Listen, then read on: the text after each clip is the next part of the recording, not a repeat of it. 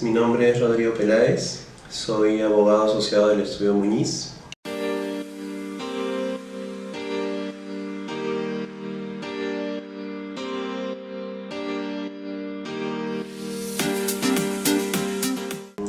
Como todo procedimiento administrativo, como lo es el procedimiento de libre competencia, seguido en primera instancia ante la Comisión de Defensa de Libre Competencia y en segunda instancia ante la Sala de Defensa de la Competencia, le aplican lo que son los principios generales del procedimiento administrativo. Entre uno de esos principios se encuentra el principio de presunción de licitud, que básicamente se define como aquel principio en virtud del cual se presume que todo administrado actúa conforme a sus deberes, es decir, actúa de manera lícita, salvo prueba en contrario. Este principio de presunción de licitud es derivado de la garantía constitucional de la presunción de inocencia. ¿Por qué menciono este principio como punto de partida? Porque corresponde a la autoridad administrativa desvirtuar esta presunción de licitud en el actuar de los administrados. Es decir, en este caso, la Secretaría Técnica de la Comisión de Defensa de la Libre Competencia, como órgano instructor, deberá probar para sancionar a un agente económico su participación en la realización de una presunta práctica anticompetitiva. ¿Cómo es el estándar de prueba? ¿Cómo es el estándar probatorio en los procedimientos de libre competencia tramitados ante el INDECOPI? Generalmente en los procedimientos de libre competencia se imputan dos tipos de prácticas anticompetitivas. Primero, tenemos los acuerdos y segundo, tenemos lo que son las prácticas concertadas. Los acuerdos, según lo que se establece en la exposición de motivos del Decreto Legislativo 1034, que es la Ley de Represión de Prácticas Anticompetitivas, se señala que deben ser acreditados mediante prueba directa. Mientras que en el caso de las prácticas concertadas se establece que sí pueden ser acreditados a través de pruebas indirectas o indiciarias. En la mayoría de los casos tramitados ante INDECOPI en materia de fijación de precios, la autoridad imputa como cargo un presunto acuerdo anticompetitivo, en cuyo caso, como lo mencioné hace un momento, el estándar probatorio debería ser acreditar la participación en esta práctica anticompetitiva a través de pruebas directas. En la práctica, en la realidad, la autoridad se vale, en muchos casos, por no decir en todos, o en su mayoría, en pruebas indirectas o indiciarias. Entonces, es posible utilizar un estándar probatorio cuando las imputaciones realizadas son de acuerdos anticompetitivos en base a pruebas indirectas o indiciarias. Particularmente, considero que no. Creo que la exposición de motivos de la Ley de Represión de Conductas Anticompetitivas es claro en ese sentido. Sin embargo, la autoridad, el órgano instructor, utiliza estas pruebas indirectas.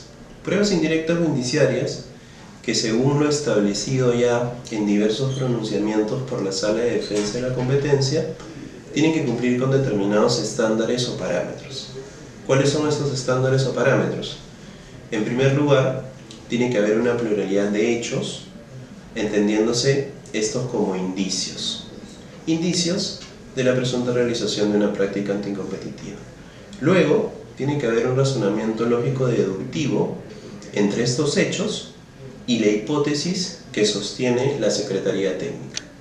Finalmente, el órgano instructivo, es decir, la Secretaría Técnica de la Comisión de Libre Competencia, debe desvirtuar los contraindicios que puedan surgir en el desarrollo de un procedimiento para que se deduzca que la única explicación posible para un determinado indicio es que se haya dado una práctica colusoria, una práctica de fijación de precios. Entonces, pasando a explicar un poco el detalle de cómo opera la dinámica probatoria dentro de estos procedimientos de libre competencia, surgiría la siguiente pregunta: ¿realmente el órgano instructivo, la Secretaría Técnica, desvirtúa los contraindicios que se puedan ir presentando en el desarrollo de un procedimiento administrativo? La respuesta es que lamentablemente a veces no se realiza este punto necesario e indispensable consistente en desvirtuar cada uno de los contraindicios que se pueden ir dando en el marco de un procedimiento de libre competencia. ¿A qué me refiero? Por ejemplo, un contraindicio que surge siempre en estos procedimientos es el tema del mercado relevante. Por ejemplo, estamos hablando de un mercado de comercialización de combustibles líquidos. Cuando hablamos de combustibles líquidos nos referimos básicamente a lo que es gasolina, gasoles y el diésel. Hay elementos en este mercado que pueden favorecer o perjudicar una eventual práctica colusoria. Estos elementos son planteados como parte de las defensas de las empresas imputadas y los mismos no son desvirtuados adecuadamente por la Secretaría Técnica en muchos casos. ¿A qué me refiero? Por ejemplo, un factor de estos mercados es que son mercados con bajas barreras de entrada. Es decir, es muy fácil poder entrar a estos mercados. Y al ser fácil poder entrar a estos mercados genera que haya una gran cantidad de agentes económicos en el mismo. Con esto trae como consecuencia que a mayor cantidad de agentes económicos en el mercado sea más difícil que se pueda fomentar y finalmente materializar una práctica colusoria como sería la fijación de precios. Otro elemento del mercado relevante que no es desvirtuado debidamente por el órgano instructivo es el hecho de que son mercados donde el producto es homogéneo y donde además hay una gran sensibilidad de los consumidores a cualquier modificación, así sea mínimo en el precio. ¿A qué nos referimos con que es un producto homogéneo? Es un producto homogéneo porque, por ejemplo, en el caso de la gasolina o el diésel, la gasolina y el diésel siempre va a ser la misma, independientemente de cuál sea la estación de servicio donde se adquiera. Y esto aparece vinculado a la sensibilidad de los consumidores a la variación en el precio del combustible. ¿Por qué? Porque muchos de estos consumidores son, por ejemplo, taxistas. Entonces, ante cualquier variación mínima en el precio que implique para ellos una ganancia, lo único que van a hacer es dejar de abastecerse de combustible en una determinada estación de servicio para pasar a abastecerse de este combustible en otra estación de servicio que ofrezca un precio menor. A menor precio, su ganancia aumenta, ¿no? Otro punto importante, que es un elemento en el mercado que desincentiva cualquier tipo de práctica colusoria, es el hecho de que es un mercado donde hay una alta transparencia de información. Regulatoriamente, las estaciones de servicio, los grifos, están obligados a publicitar sus precios en los denominados tótems, que son estos anuncios que están afuera de cada grifo con los precios de los combustibles, y además tienen que difundir estos precios en una aplicación que es de Osinermin, que se denomina Facilito. Entonces, a mayor transparencia en información, disminuyen también las posibilidades de que finalmente se pueda materializar una práctica colusoria, una práctica de fijación de precios de manera anticompetitiva. Finalmente, como lo mencioné al hablar del primer elemento de este tipo de mercados, al haber gran cantidad de agentes económicos involucrados en los mismos, esto dificulta de cualquier manera que se pueda dar una colusión. ¿Por qué?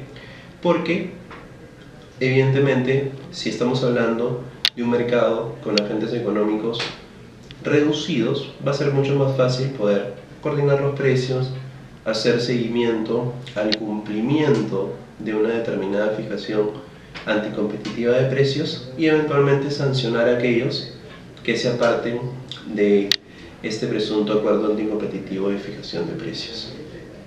Pasando a otro contraindicio que debería ser analizado por la Secretaría Técnica de la Comisión de Libre Competencia y que muchas veces no es analizado, tenemos el tema de la pertenencia de un agente económico a una determinada plataforma de coordinación. ¿A qué nos referimos? Muchas veces entre estas empresas, entre estos grifos, hay una pertenencia a una determinada asociación. Entonces, esta asociación, dentro de la hipótesis colusoria sostenida por la Secretaría Técnica, es fundamental e indispensable para realizar las coordinaciones referidas a la fijación anticompetitiva de precios de combustible. A veces, sin existir pruebas directas ni indirectas de la pertenencia de un agente económico a esta asociación, a esta plataforma de coordinación, el órgano instructivo, la Secretaría Técnica, deduce que pertenece al mismo y que al pertenecer al mismo también formó parte o también participó de la práctica colusoria, de la práctica de fijación de precios de manera anticompetitiva.